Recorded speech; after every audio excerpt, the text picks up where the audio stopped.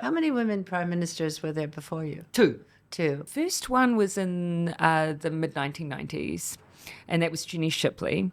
And then the second one, the longest serving, was Helen Clark, and she was first elected in 1999 and served 9 years, 3 terms. So, and so not too distant history. She was the first prime minister I ever voted for. Was Helen Clark, and so a gift. Yeah. To have 2 other women in front of me. Do you think? I think so. Why? A gift because it meant that I wasn't breaking that particular glass ceiling. You know, there'd been women before me. I didn't feel like I had to prove that you could be a female leader and be competent. Yeah. That had been well proven.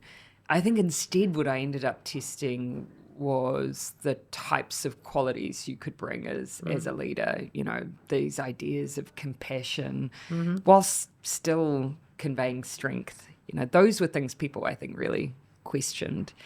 And I was very visibly, I mean, we've had parents, obviously, as Prime Minister before, but I had a baby while in office, so that was very pronounced, I guess. Yeah. Tell me about that. What was it like having a baby as... You couldn't get maternity leave, I suppose. Well, it was a funny thing because we'd extended maternity leave, and then the question was, would I take it? And I said, well, I didn't feel like that's something that I could do, you know, because obviously it's a very particular job.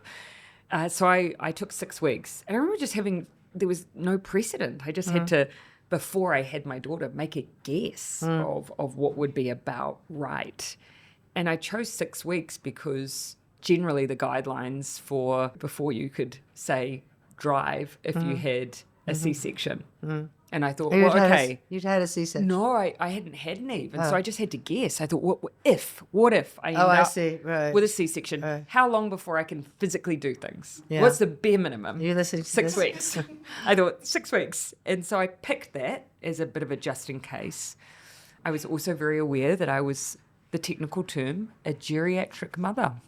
You were what? Medically, they call you a geriatric mother. How old were you? I was 37. Yeah. I think so many things. I remember thinking, well, who decided that was the term, and how do we get it changed? Yeah. And so I remember thinking, as soon as I got that label, does that mean everything's going to be harder? And I had no baseline. I'd only ever had one.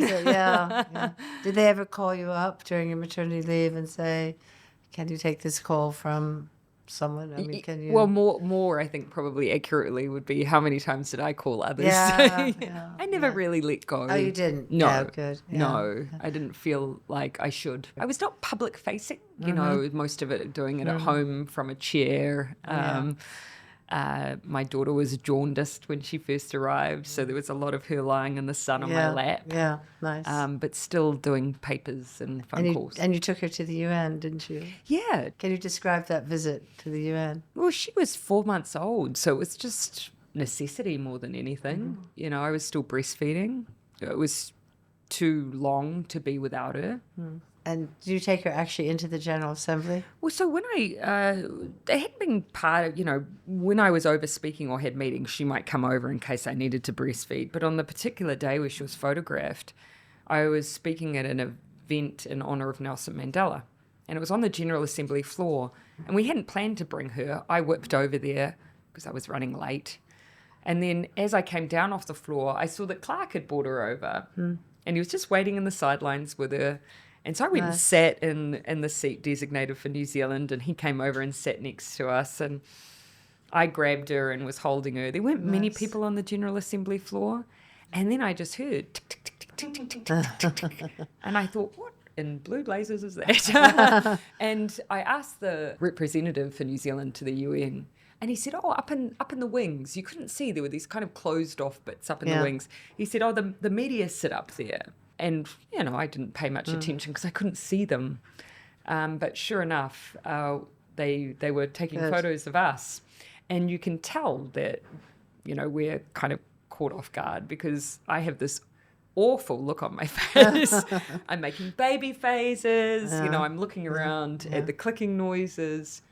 But I hope when people see those photos, they see the people around me, because they were the ones that were making my job possible. Yeah. I wonder if she was the first baby to sit in that incredibly beautiful room, isn't Apparently, yes. Yeah. Apparently she is. Yeah.